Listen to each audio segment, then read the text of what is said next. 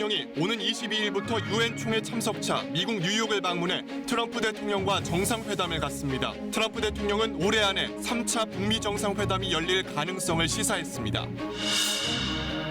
민족 최대의 명절 추석을 맞아 한데 모인 일가 친척들은 조상에게 성묘하고 나들이를 즐겼습니다. 오후 시간대 극심한 혼잡을 빚었던 전국의 고속도로는 자정을 전후해 정체가 풀릴 것으로 보입니다. 이산가족 상봉을 신청하고도 가족을 만나지 못한 채 숨진 이들이 전체의 60%에 이르고 있습니다. 문재인 대통령은 이산가족 상봉을 남북관계의 최우선 과제로 삼겠다고 말했습니다. 다주택자에게 세금을 더 물리고 대출 규제를 강화한 정부의 9.13 부동산 대책이 나온 지 오늘로 1년이 지났습니다. 거래량은 급감했지만 집값은 오히려 오른 곳도 있습니다.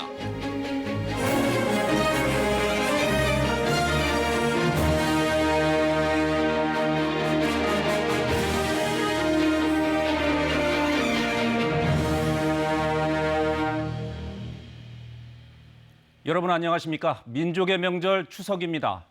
쾌청한 초가을 밤하늘에 밝은 보름달이 떴습니다. 꽉 찬 이 보름달처럼 우리네 마음도 푸근하고 넉넉했으면 좋겠습니다. 추석 풍경은 잠시 뒤에 전해드리고 오늘 9시 뉴스는 이 소식으로 시작하겠습니다. 한미 정상회담이 이달 하순 뉴욕에서 열린다고 청와대가 공식 발표했습니다. 북미 협상 재개에 청신호가 잇따르고 있고 한편에선 한일 갈등 속에 한미 동맹에 대한 우려도 제기되고 있는 상황이어서 여러 의미가 담겨 있습니다. 이병도 기자가 보도합니다. 문 대통령이 오는 22일부터 26일까지 유엔 총회 참석을 위해 미국 뉴욕을 방문합니다. 청와대는 문 대통령이 방미 기간 중 트럼프 미국 대통령을 만난다고 발표했습니다. 지난 6월 이후 석 달 만으로 9번째 한미 정상회담입니다.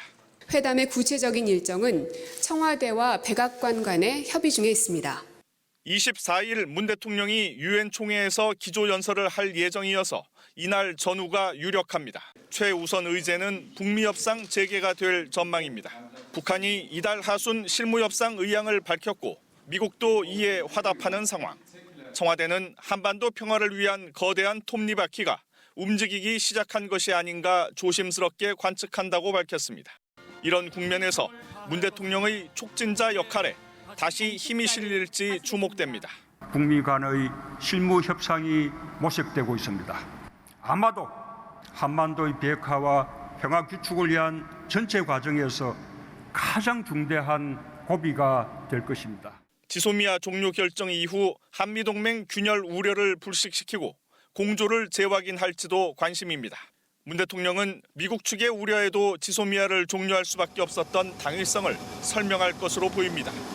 이 과정에서 한미 방위비 분담 협상도 주요 의제가 될 것이란 관측이 나옵니다. 이번 유엔 총회는 일본의 경제보복 조치 이후 처음 열리는 다자외교 무대입니다. 청와대는 다양한 양자 회담이 추진되고 있다면서도 한일 정상회담에 대해선 말을 아꼈습니다. KBS 뉴스 이병도입니다. 이런 상황에서 트럼프 미국 대통령이 의미심장한 발언을 내놨습니다. 올해 안에 북한 김정은 위원장을 만날 수 있다 이렇게 말했습니다.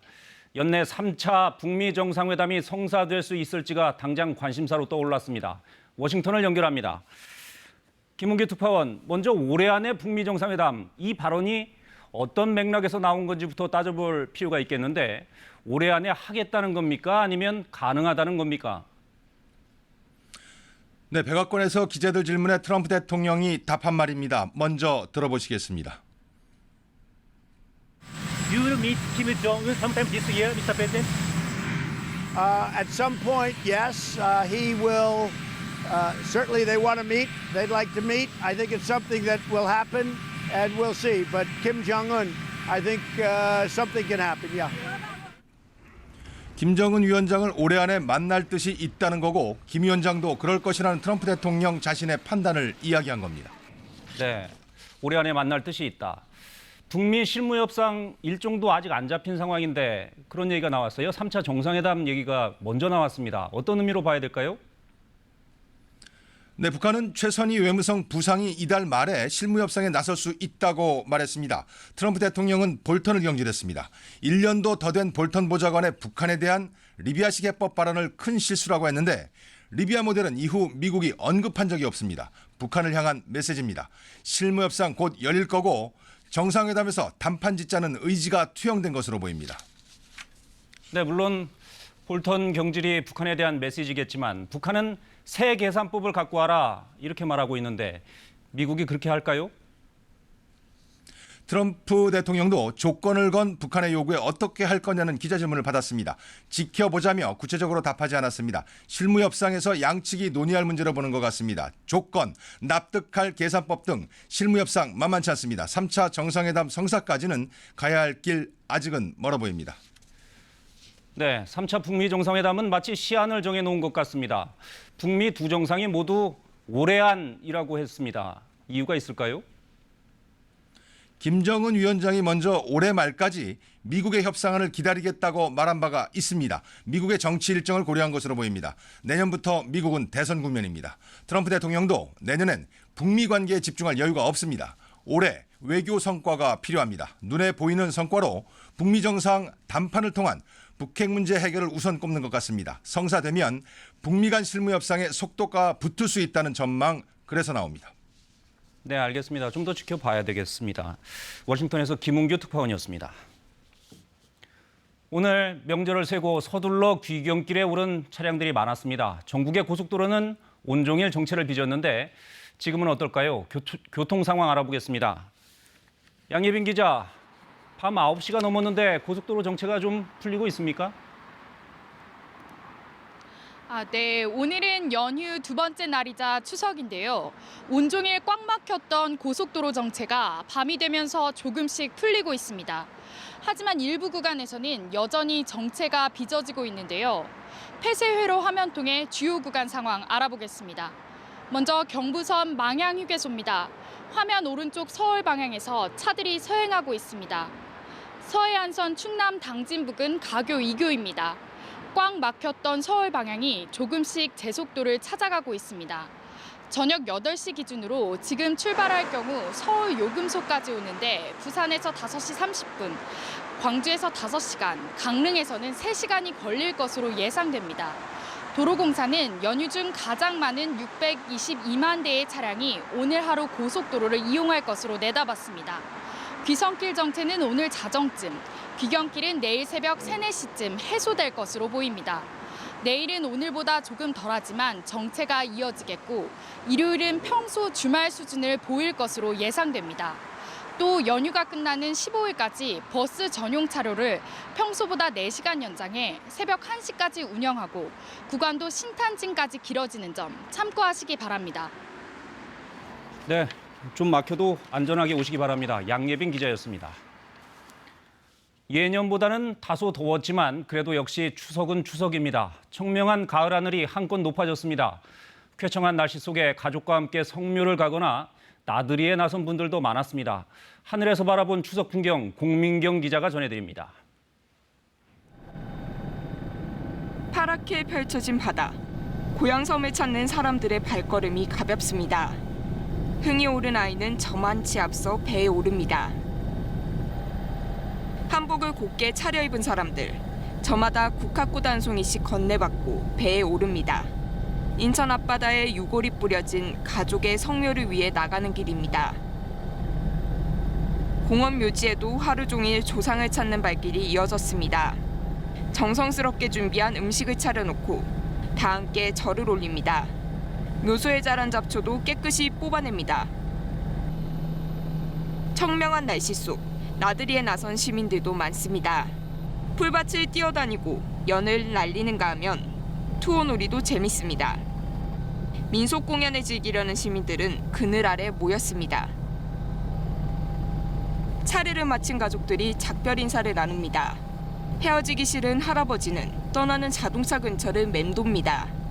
아쉬움이 큰 만큼 배웅도 길어집니다. 태풍 링링에 이어 폭우까지 큰 피해를 입은 강화도. 날아간 지붕과 무너진 인삼밭이 그대로입니다. 태풍과 폭우가 남긴 상처가 채 아물기도 전 추석을 맞았습니다.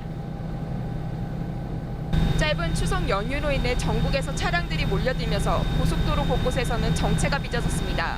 KBS 뉴스 공민경입니다. 지금도 귀경길 도로 위에 계신 분들 많으시죠? 장거리 이동에 아이들 달래느라 스마트폰 쥐어주는 경우가 적지 않은데요. 주의하셔야겠습니다.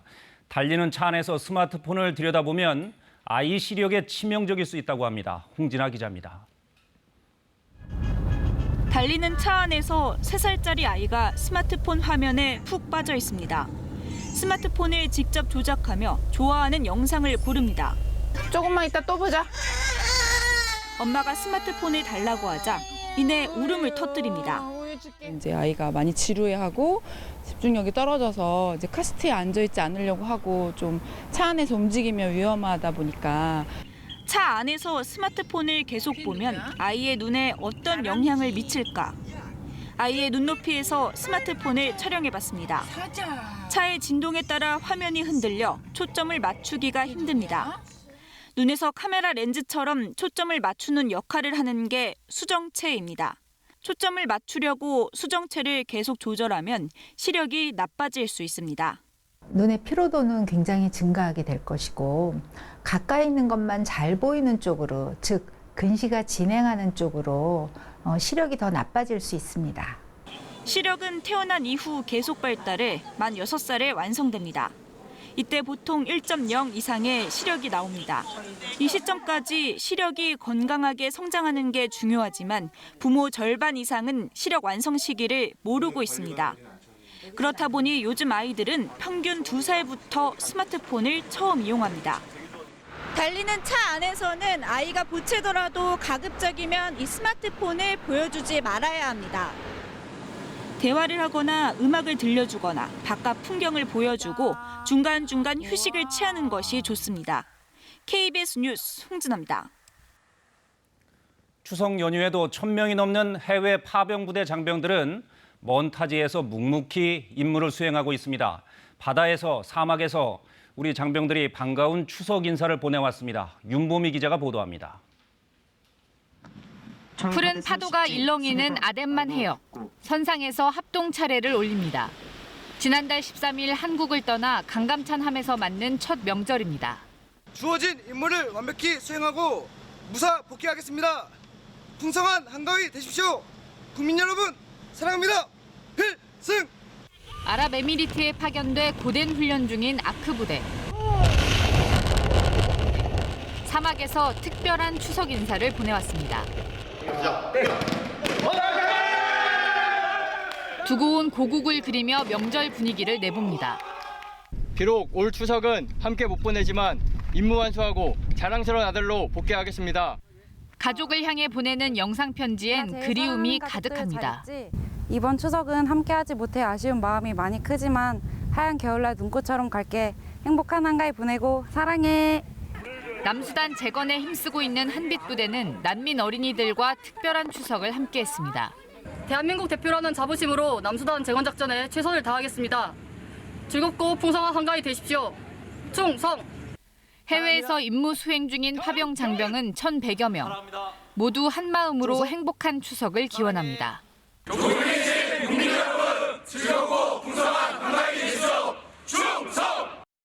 사랑합니다. 풍성한 한가위 되세요. KBS 뉴스 윤봄입니다. 이번 추석 전국 곳곳에서 공장 차량 화재가 잇따랐습니다. 또 오늘 아침 국내에 도착 예정이던 여객기가 기체 결함으로 지연되면서 승객들이 추석 아침을 외국 공항에서 보내야 하기도 했습니다. 김지숙 기자의 보도입니다. 맑은 하늘 위로 시커먼 연기가 치솟습니다. 오늘 낮 12시쯤 경기도 김포시 하성면의 한 부직포 제조 공장에서 불이 났습니다. 불이 나자 공장 내부 자재들이 타면서 폭발음이 났고 인근 파주 지역에서도 연기가 보일 정도였습니다. 여기까지 뭉게뭉게. 불은 1시간 40분 만에 꺼졌고 인명피해는 없었습니다. 앞서 오전 10시쯤엔 경북 경주시 외동읍의 한 포장재 제조 공장에서도 불이 났습니다. 이 불로 공장 1개 동이 모두 타 소방서 추산 2억 5천만 원의 재산 피해가 났습니다. 더운 추석 날씨에 도로 곳곳에서 차량 화재와 사고도 잇따랐습니다. 오후 4시쯤 서울 내부순환도로 정릉천동 부근에서 달리던 승용차에서 불이 났습니다. 운전자 등은 곧바로 대피해 인명피해는 없었습니다. 구리 포천 고속도로 구리요금소 부근에서도 달리던 승용차에 불이 나는 등 전국 도로 곳곳에서 차량 화재와 추돌 사고가 잇따라 정체가 더욱 심화됐습니다. 공항 탑승구 앞에 사람들이 길게 늘어서 있습니다. 태국 방콕을 떠나 오늘 아침 인천공항에 도착할 예정이었던 아시아나 여객기가 기체 결함으로 출발이 지연됐습니다. 한국에서 추석을 쇠려던 승객 400여 명은 내일 오전 7시 40분쯤 인천에 도착할 예정입니다. KBS 뉴스 김지숙입니다. 서울의 1인 청년 가구 열의 넷은 반지 하나, 옥탑방, 고시원 등에 살고 있습니다. 이들을 더욱 암울하게 만드는 건 더 나은 주거 환경으로 가거나 정규직 취업 등의 희망을 찾기 어려운 현실인데요. 도전을 꿈꾸기조차 버거운 청년 자취생들의 이야기를 오대성 기자가 들어봤습니다. 정부청사 건물에 붙은 도전을 강조하는 현수막. 그 아래 자취생들이 모였습니다. 자취생도 사람이다. 임대료 상한제 도입하라. 도전을 꿈꿀 수 없을 정도로 버거워지는 자취생들의 현실을 알리기 위해서입니다. 무엇이 힘든 걸까? 자리를 옮겨 얘기를 더 들어봤습니다. 자리 앉으세요. 학교와 전공, 고향은 제각각이지만 열악한 자취방만큼은 공통점입니다. 여름이었잖아요. 근데 이게 여름인데 이게 중앙 제어라서 에어컨이 사장님이 퇴근하시면 에어컨이 한 새벽부터 안 나와요. 이제 저희는 한 층에 16명이 살거든요. 그러니까 16명이 샤워기 한 개 쓰는 거예요. 겨울만 되면 화장실 변기가 얼었어요. 그래가지고 집에서 겨울에 화장실을 못 썼어요. 그래서 주변 상가 화장실을 가서 쓰고 막 변기에 무슨 뜨거운 물 부어봐도 그래도 안 되더라고요. 이런 방도 월 30에서 40만 원 선. 한 달 생활비의 절반 가까이 됩니다. 더 큰 불안은 나아질 것 같지 않다는 겁니다. 주변에 재개발도 많이 되고 있어요.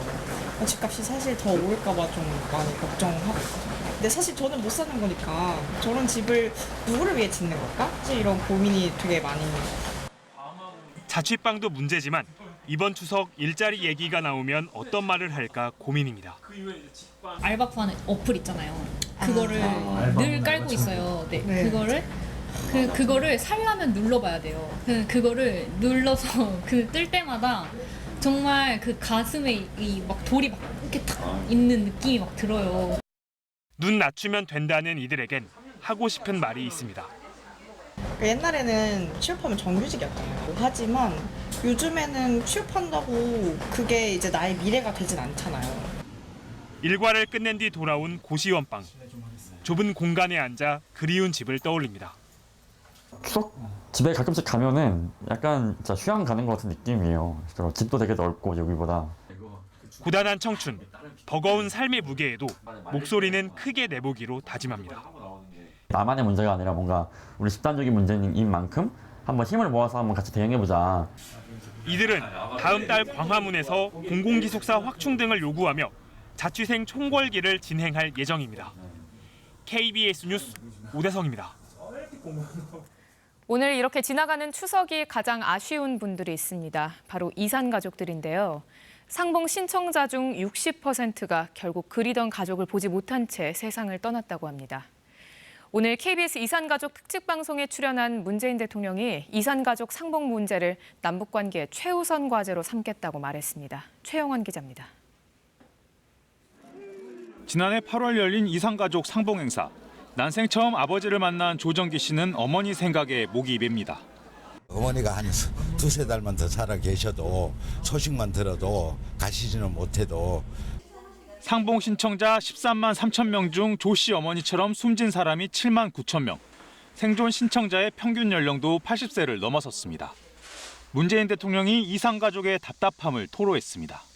빠른 시일 내에 상봉 행사도 더 늘려나가고 또는 화상상봉, 고향 방문, 성묘 이런 것이 이루어질 수 있도록 최선을 다하겠습니다.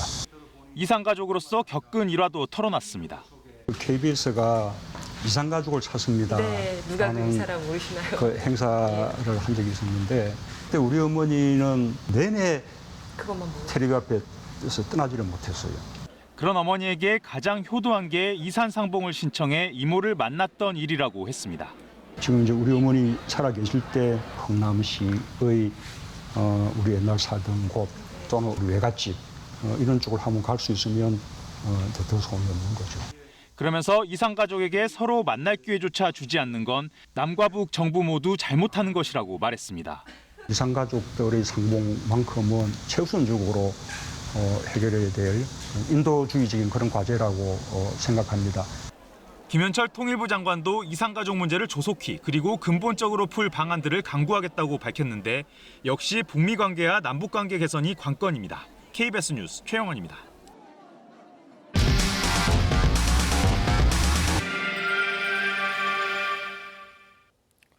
텔레비전 같은 고가 가전제품을 외국에서 사오는 해외 직구가 인기입니다. 관세를 물어도 더 싸기 때문인데요. 문제가 생길 수 있습니다. 구매 대행업체를 통해 해외 직구를 한 뒤 나중에 자기도 모르게 탈세 혐의를 뒤집었을 수 있다고 합니다. 어떻게 된 일일까요? 현장 K 유원중 기자입니다. 인터넷 쇼핑몰에서 75인치 해외 직구 TV를 샀습니다. 관세와 부가세가 포함된 가격으로 148만 원입니다. 구매자의 협조를 얻어 해당 제품의 통관 서류를 확인해 봤습니다. 제품 가격이 $830. 운임과 관세, 부가세를 합쳐 모두 119만 원 정도입니다. 쇼핑몰 구매 가격과 꽤 차이가 납니다. 18%인 관부가세의 기준이 된 TV 가격 $830는 가능한 걸까? 우선 가전회사에 물어봤습니다. 미국 내의 각각 유통의 공급가는 영업 비밀이라 밝힐 수는 없지만 제시하셨던 세관 신고 가격으로는 저희가 어떤 유통에도 제품 공급이 불가능한 가격입니다. 실제 관세 신고를 한 관세사를 찾아가 봤습니다. 수입한 업체의 수출 부품을 어디서 어떻게 사고 원가를 이해까지 물어보기가 창피한 일인데 대행에서 그냥 대행 수수료를 받는 거예요. 이번엔 관세 신고를 할 때 첨부해야 하는 거래 명세서를 확보해 취재했습니다. 그러나 구매 대행 업체의 주소는 미국 LA의 아파트로 돼 있고 TV 판매 업체 주소지에는 슈퍼마켓이 있습니다. Are you looking to buy a product? TV for you. No other store inside Target. 취재 결과 거래 명세서 자체가 가짜일 수 있다는 의심이 생깁니다. 그런데 문제는 구매 대행 업체의 저가 신고가 적발돼도 현행법은 구매자가 책임지도록 돼 있습니다. 저는 세금을 다 냈다고 생각했는데 세금을 저는 그럼 덜 낸 사람이 되는 거잖아요. 그럼 저는 또 탈세금이 되는 거고 너무 당황스럽고 황당한 상황이죠. 다수의 구매자 협조를 얻어 확인한 결과 여러 건의 저가 신고 사례를 발견했습니다. 주로 미국에 주소를 두고 있는 이런 업체들은 적발하기도 처벌하기도 힘듭니다. 그렇다면 판매가 이루어진 인터넷 쇼핑몰은 아무 문제가 없는 걸까? 해당 건이 현재 관세청에서 조사하고 있는 건이라 어떠한 형태로도 취재를 가는 것은 좋지 않겠다고 하네요. 그러면 직접 운영하는 게 아닌 것 같습니다. 예. 하지만 이 쇼핑몰 측은 올해 상반기 문제의 업체와 기획전을 열어 높은 판매 실적을 올린 것으로 알려졌습니다. MD들이 행사일 기준으로 해서 최저가를 이 정도 맞춰야 돼 목표가를 세팅해놓고 맞추라고 막 하거든요. 하다 보면 MD가 알죠. 150만 원이 넘는 TV를 $608, 70만 원도 안 되게 신고를 한 사례도 나왔습니다. 이런 신고를 한 업체는 한 대형 쇼핑몰이 해외 직구를 강화하겠다며 해외에 직접 설립한 자회사였습니다. 자회사가 판매해서 수입한 거에 대한 신고 부족이고 전체 판매된 게 500대가 훨씬 넘는데 그중에 휴먼 에러로 이제 시작이 되는 건들이 워낙 몇 건 안 되니까. 지난 1년간 해외 직구로 수입된 TV는 대략 12만 대. 최소 3만 대 이상은 저가 신고 의심업체들이 판 것으로 추정됩니다. 관세청은 최근 4사를 거쳐 국내 해외 직구 관련 업체 2곳을 압수수색한 것으로 확인됐습니다. 현장 K 유원중입니다. 초강력 대책이라고 불린 9.13 부동산 대책이 나온 지 꼭 1년이 됐습니다. 정부는 부동산 시장이 안정을 되찾았다고 자평하고 있는데 실제로 그럴까요? 거래량은 크게 줄어들고 가끔 성사되는 매매는 집값이 더 올랐습니다. 9.13 대책 1년 이슬기 기자가 시장의 변화를 짚어봤습니다. 정부는 9.13 대책으로 집값이 잡혔다고 평가합니다. 지난해 9월부터 약 1년간 서울 아파트 값이 1.13% 하락한 감정원 통계가 근거입니다. 9.13 정책 이후에 서울을 비롯한 수도권 전체의 주택가격은 몇 년 만에 하락하는 등 안정세를 지속하고 있습니다. 하지만 현실은 다릅니다. 서울 마포의 이 아파트는 59제곱미터 한 채가 7월에 10억 2천만 원에 거래됐습니다. 지난해 이맘때쯤엔 8억대였는데 처음 10억 원대로 오른 겁니다. 효과가 있었다고 보기는 좀 어려운 것 같고 직장생활 10년, 20년 한다고 해서 모아서 살 수 있는 금액이 아니기 때문에 사실 뭐 어떻게 해야 될지 막막한 상황이고 9.13 대책 이전 1년간 서울 아파트 실거래가는 평균 6억 6천만 원, 이후 1년간은 7억 6천만 원으로 오히려 1억 원 넘게 올랐습니다. 시장이 최대로 과열된 9.13 직전 한 달과 비교해봐도 실거래가는 전혀 떨어지지 않았습니다. 다만 거래량은 7분의 1 가까이 급감했습니다. 매물 자체가 제한적이다 보니까 매도 우위의 시장 분위기가 이어지고 있고 소수의 거래 사례가 시세로 굳어지는 양상을 보이고 있습니다. 종부세율 인상이 집값 하락을 이끌어내긴 부족한 수준이라는 지적도 나옵니다. 다주택자들이 위협을 느낄 정도가 아니에요. 그러니까 그냥 들고 가겠다고 생각할 수 있을 정도거든요. 지금 시장은 내리누르는 힘은 약하고 그 가격 올라가는 것만 좀 잡아주는 정도인 거죠. 다만 유주택자에 대한 청약을 제한하는 등 청약 시장을 무주택 실소유 중심으로 재편한 건 9.13 대책의 성과로 꼽힙니다. 시행을 앞둔 분양가 상한제의 적용 범위와 수준이 앞으로 집값 향방의 변수가 될 것으로 보입니다. KBS 뉴스 이슬기입니다.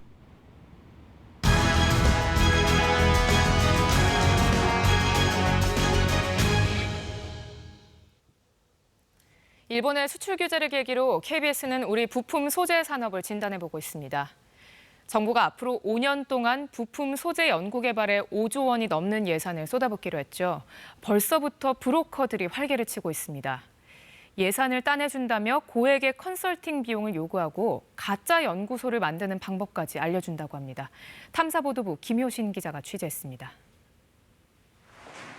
대전의 한 주택가 상가. 좁은 복도를 지나자 허름한 사무실이 나타납니다. 정부의 연구개발 예산을 대신 따준다는 브로커 업체입니다. 서류 착수금이 50만 원이고요. 서류 통과가 50만 원. 구체화됐을 때 정부 지원금이 6kg. 가짜 연구소 만드는 방법도 알려줍니다.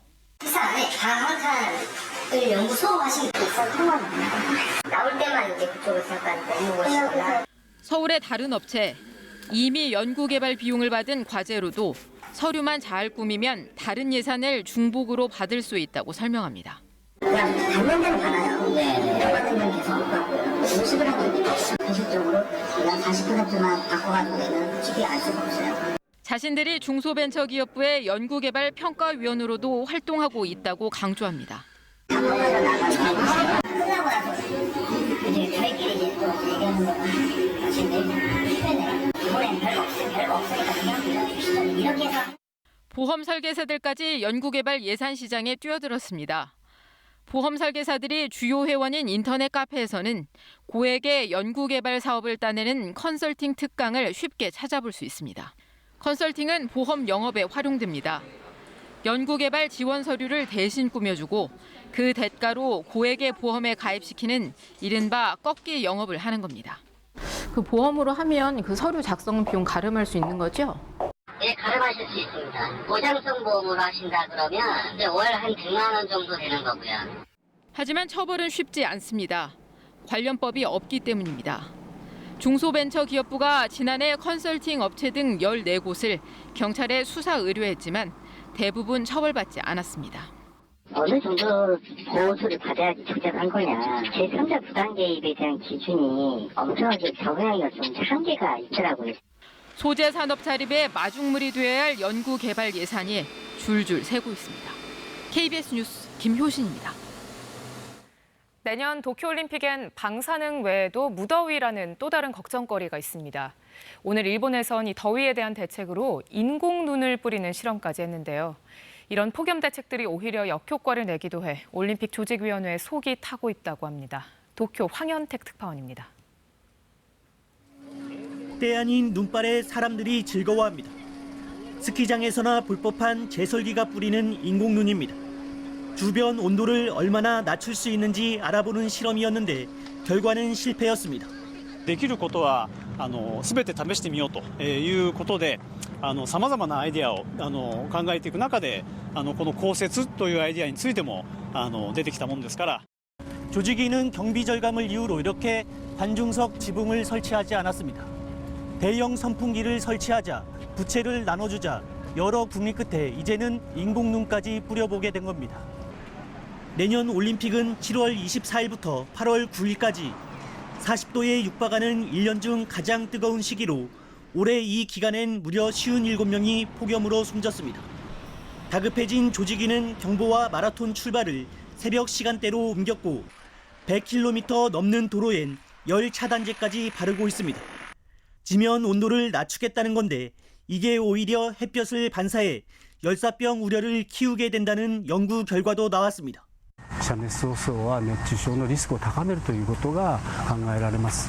より一層検証も含めてですね、対策を立てていただきたい。 일본은 펄펄 끓는 한여름을 이상적인 기후라고 미화해 올림픽 유치에 성공했습니다. 조직위의 거짓말과 국제올림픽위원회 IOC의 묵인에 선수 안전이 위협받게 될 거란 지적입니다. 도쿄에서 KBS 뉴스 황현택입니다.